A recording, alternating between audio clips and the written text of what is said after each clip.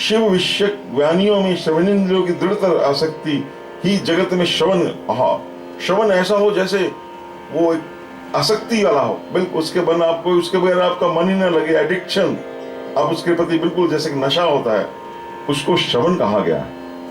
तदे बुधा, उसको बुद्ध जो विद्वान लोग हैं उसको क्या बोलते हैं जगत में, जगत प्रसिद्धम श्रवणम सत्संगमेन भवति श्रवणम पुरस्तात् संकीर्तनम पशुपतेरथ दृढ़म सयात्। सर्वदम सज्जनों की संगति से श्रवण दृढ़ सिद्ध होता है। बाद में प्रथम भक्ति संतन कर संगा, उसी का भाव है। बाद में शिव जी का कीर्तन दृढ़ होता है, दृढ़ दृढ़ कीर्तन, कीर्तन में आपका वैसा धुन लग जाती है अखंड ध्वनि लग जाती है। अंत में सभी साधनों से श्रेष्ठ जब ये दोनों होते हैं, फिर आपका हर समय मनन रहता है, निरंतर भगवान शिव की लीलाओं का ध्यान, उनके नाम का ध्यान, उनके चरित्र का ध्यान और उनके रूप का ध्यान, ये इसका मनन हर समय उठते बैठते जागते सोते सब होता रहता है। किंतु ये सब कैसे है? सर्वोत्तमम भवति तन्मं तदन्ते सर्वम ही संभवति। ये संभव कब होता है? शंकर दृष्टिपाते, जब शंकर भगवान की दृष्टि पड़ती है तो तब ये कृपा होती है हमारे। जय हो। तो सूत बोले, सूत अवाच अस्मिन् साधन महात्म्य पुरा वृतम मुनीश्वरा युष्यम दर्द प्रवक्ष्यामि ऋणु धर्मावाधनतः। इस साधन का महात्म्य बताने के प्रसंग में मैं आप लोगों के लिए प्राचीन वृतांत का वर्णन करूंगा, उसे ध्यान देकर आप लोग सुने। अब जब एक कॉन्सेप्ट समझाया जाता है, एक सिद्धांत दिया जाता है, तो प्राचीन समय से ये परिपाटी है, उसके बारे में एक आपको कथा या उसका एक उद्घाटन या एक दृष्टांत दिया जाता है। तो ये दृष्टांत वृतांत आपको सुना रहे हैं।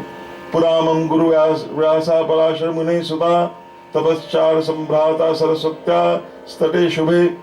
पूर्व काल में पराशर मुनि के पुत्र मेरे गुरु व्यास देव जी सरस्वती के किनारे, नदी के किनारे सुंदर तट पर तपस्या, पहले उस समय सरस्वती नदी इस पृथ्वी पर साक्षात विराजत, तो बड़े थोड़ा सा उनका रूप दिखता है वहां बद्रीनाथ के पास।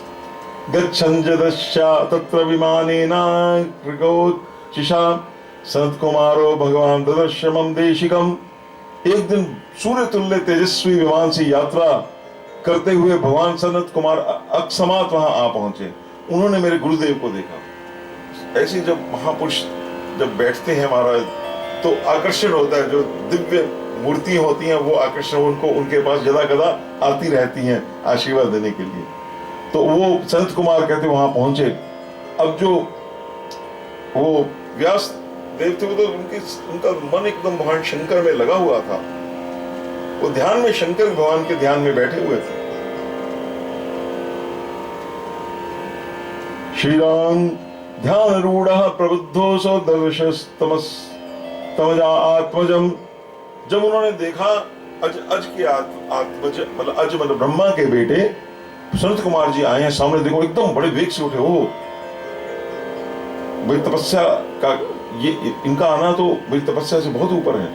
प्रणिपत्याः संभ्राता परम कौतुलम मुनि। उन्होंने बड़े और उनके चरणों में प्रणाम करके उन्होंने मुनि को अर्घ्य देकर देवताओं के बैठने योग्य आसन को दत्वा अर्धम स्वयं प्रददो देव योग्यम च विष्टरम। उनको आसन दिया। प्रसन्नम प्राहत तम प्रहम प्रभु गंभीरया गिरा। या विष्टरम, विस्तर जैसे हम बोलते हैं ना विष्टरम, या आसन को विष्टरम बोलते। तो ये प्रसन्न होकर भगवान सनत कुमार विनीत भाव से खड़े हुए व्यास जी के गंभीर वाणी में कहने लगे। अब सनत कुमार बोल रहे हैं, सत्यम वस्तु मने दद्या साक्षात कर्ण गोचरः स शिवोथ सहायोत्र तपश्चरसि किं कृते।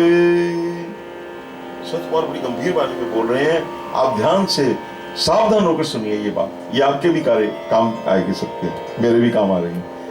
आप सत्य सनातन भगवान शंकर का हृदय से ध्यान कीजिए, यहाँ पे ध्यान कीजिए, तब ये शिव प्रत्यक्ष होकर आप जब भगवान शंकर का हम ध्यान करें, ओम नमः शिवाय, ओम नमः शिवाय, ओम नमः शिवाय, और अंदर भगवान शिव का आप ध्यान करके जब करेंगे तो वो आपकी सहायता करेंगे। और आप यहाँ तब किस लिए कर रहे हैं? अब पूछा उन्होंने संत कुमार कि आपका क्या आशय है? एव मुक्ता कुमारेण प्रवाच स्वाश्यम मुनि धर्मार्थ काम मोक्षाश्च वेद मार्गे कृताधरा बहुधा स्थापिता लोके मया तव कृपया तथा। सनत कुमार के कहने पर मुनि व्यास जी ने अपना आश्रय किया, मैंने आपकी कृपा से वेद सम्मत धर्म अर्थ काम मोक्ष की कथा को मानव समाज में अनेक प्रकार से प्रदर्शित किया है। मैंने अनेक प्रकार से कथा की है।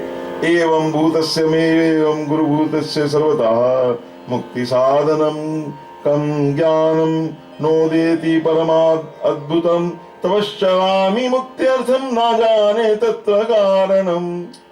और इस प्रकार सर्वथा गुरु स्वरूप होने पर भी मेरे को सारा जगत कहता है मैं गुरु स्वरूप हूं, लेकिन मुझे मुक्ति के साधन का ज्ञान का उदय नहीं। ये आश्चर्य है।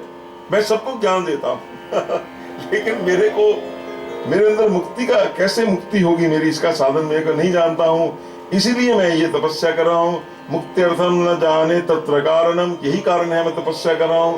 इदथम कुमारो भगवान व्यासेन मुनिनार्थितः समर्था प्राह विपिंद्रा निश्चय मुक्ति कारणम। हे विपिंद्रो, इस प्रकार जब व्यास मुनि ने भगवान संत कुमार से प्रार्थना, मुनि ने आर्थितः समर्था कि आप समर्थ हैं मुझ संत कुमार जी, आप बताइए कि मुक्ति का निश्चय कारण क्या है, वो बताने लगे। तो उस समय उन्होंने क्या बोला, यही बोला, श्रवणम कीर्तनम शंभोर मननम च महत्तरम। ये तीनों महत्तर हैं, एक से एक ऊपर हैं। कौन से? श्रवणम कीर्तनम शंभोर मननम च महत्तरम, एक से ऊपर। त्रयम साधनम मुक्तम च विद्यते वेद सम्मतम, और ये वेदों से सम्मत है। ये कोई ऐसे अटकल पुच्छ साधन नहीं है, ये साधन जो है वेदों में भी इसका सम्मत है। तो ये सुनकर पुराह मथ संभ्रातो हानन्य साधनम संभ्रमः अचले मंदरे शैले तपश्चरम आचरम। पूर्व काल में दूसरे साधनों के संभ्रम में मैं पढ़कर घूमता घामता मंदराचल जा पहुंचा और वहां तपस्या करने लगा। वो खुद सनत कुमार बता रहे हैं कि मैं जो आपको बता रहा हूं अपने अनुभव से बता रहा हूं। है कबीर बोले, लोग कहें कागज की लेखनी, मैं कहूं कि मैंने आंखन देखी है ना, कागज की लेखी, मैं कहूं आंखन की देखी। तो मैं जो अपने अनुभव से वो कह रहे हैं, बता रहे हैं, शिवाज्ञा तथा प्राप्तो भगवान नंदिकेश्वर। तदंतर महेश्वर शिव की आज्ञा से भगवान नंदिकेश्वर वहां आए। ये जो भगवान शिव का ज्ञान अगर जो देते हैं वो नंदिकेश्वर देते हैं। सर्वोच्च जो ज्ञान है भगवान शिव का वो नंदिकेश्वर देते हैं।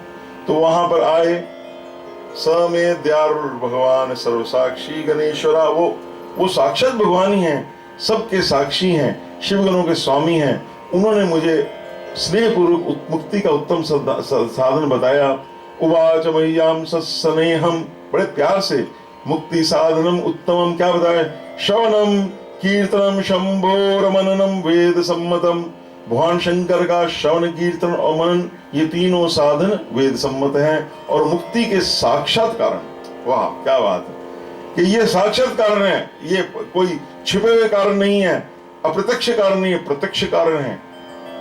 क्या कारण है? वही श्रवणम कीर्तनम शंभोर मननम त्रिकम च साधनम मुक्तेः शिवेन मम भाषितम। ये बात संयम नंदिकेश्वर कहते हैं, मैं ऐसे नहीं कह रहा, ये मेरे को भगवान शिव ने संयम ये बात मुझसे कही है। श्रवणादि त्रिकम ब्रह्मान कुरु श्वेति मुहुर्मुहु। आप श्रवणादि तीनों साधनों को बार बार अनुष्ठान करें, बार बार सुनने, बार बार कीर्तन करें, बार बार मनन करें। कितना सुंदर साधन हमें महाशिव पुराण से मिल रहा है। आइए हम ये जो पवित्र वेला है आजकल की, ये जो समय चल रहा है, इसमें हम क्या करें? श्रवणम कीर्तनम कीर्तनम श्रवणम कीर्तनम मननम श्रवणम श्रवणम कीर्तनम मननम श्रवणम कीर्तनम मननम, बस यही करते रहे, है ना। तो इससे क्या होगा? कहते ये कहकर एव मुक्त्वा ततो व्यासम सानुगो विधिनंदनः, ये कहकर व्यास जी ऐसे कह मनु, उनके बहुत साथी अनुगामी भी साथ थे, वो ब्रह्मपुत्र संत कुमार अपने विमान से परम सुंदर ब्रह्मधाम को चले गए।